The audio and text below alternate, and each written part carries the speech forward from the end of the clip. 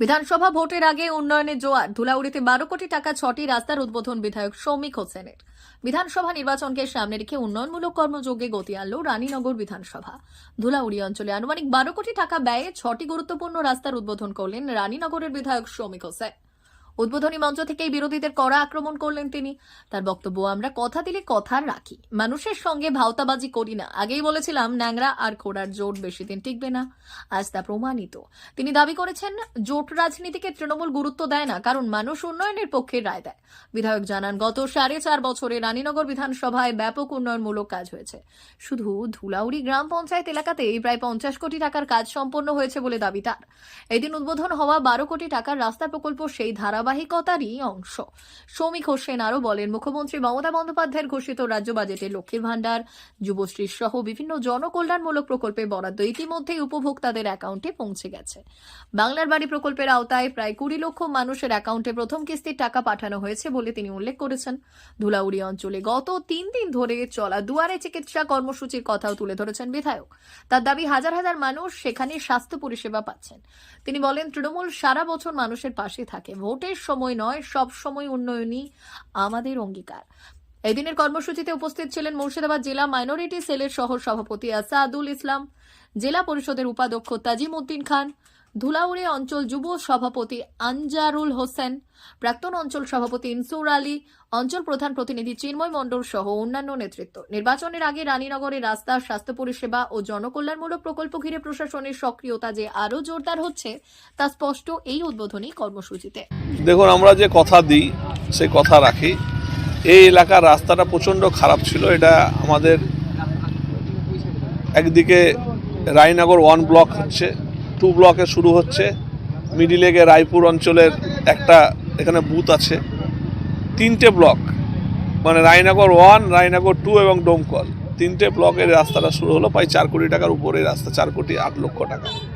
এবং আজকে ধুলাউড়ি অঞ্চলে প্রায় 12 কোটি টাকার কাজ আজকে ওপেনিং করা হলো, যেটা 5 দিনের মধ্যে শুরু হবে। এবং আমরা যেটা ইসলামপুর থেকে কাতলামারির রাস্তা, যেটা টেন্ডার নোটিশ হয়েছিল, 16 তারিখ অবধি টাইম আছে, এটাও আশা করছি আমরা অর্কটার খুব তাড়াতাড়ি, আমি বলেছি যে শেষ হলে অর্কটাটা দিয়ে ইমিডিয়েট কাজটাকে শুরু করতে। আমরা মানুষের সঙ্গে ভাওতাবাজি ধাপ্পাবাজি করি না। আমরা চাই যে মানুষ যাতে ভালো থাকে, মানুষের পাশে থাকতে চাই আমরা সবসময়, আর মানুষের উন্নয়ন করতে চাই। প্রচুর কাজ, যেমন ধরুন আজকে এক্ষুনি আমাকে ফায়ার ব্রিগেড থেকে জানালো যে পিডাব্লিউডি এখানে যে ফায়ার ব্রিগেড আছে তার স্কিমটা কমপ্লিট করে ফায়ার ব্রিগেডে জমা দিয়ে দিয়েছে। সেটাও দেখুন খুব তাড়াতাড়ি আমরা যে কথা দিই, আমরা কিন্তু ধাপ্পাবাজি, যারা বলে যে কই ব্রিজ, কই তাদেরকে বলবো কই করে আর করতে হবে না, তোমরা সব দেখতে পাবা। তোমাদের মতন 34 বছর ধরে ঝাপ্পাবাজি আমরা মারি না। আমরা 4.5 বছর হয়েছে আমাদের বিধায়ক হওয়া।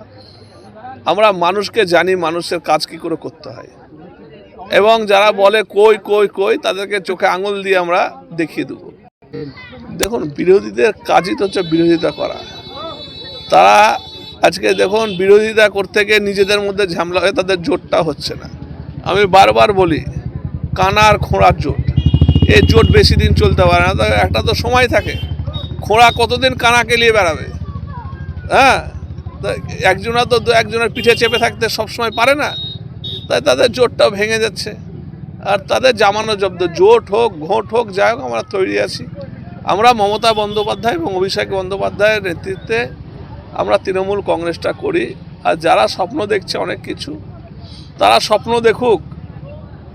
স্বপ্ন জীবনে বাস্তবতা, স্বপ্ন দেখতে দেখতে আবার ঘুমিয়েই থেকে যায় না। হ্যাঁ, আমরা তৈরি আছি। গত বিধানসভায় আপনি প্রায় 82,000 মতো ভোটে লিড পেয়েছিলেন, এবছর কি হতে চলেছে? এবার তার চেয়ে বেশি হবে।